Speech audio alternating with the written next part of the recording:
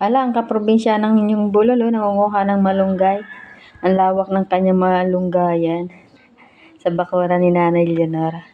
Diyan nga po pala ako nanguha ng talbos ng kamote. Ayan o, sa paligid na yan. Sa bakuran ni Nanay Leonor. At yan na nga po at magluluto ang inyong kaprobinsyanang Bulol. Kakaibang luto na naman. Magagata tayo ng malunggay sa manok na may kasamang sitaw. Ayan, minukos-mikos na ng inyong kaprobinsyanang Bulol ang kanyang lulutuin.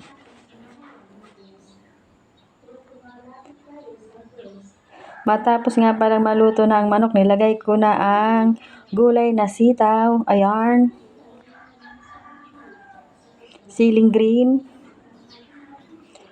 At nang mapakuluan ko na, ayan na nga po at luto na. Malunggay with malunggay naman para masarap. Minikos-mikos na uli ng inyong kaprobinsyanang Bulol. Nilagyan ng talbos ng ano ba yun? Nakalimutan ko na, sorry.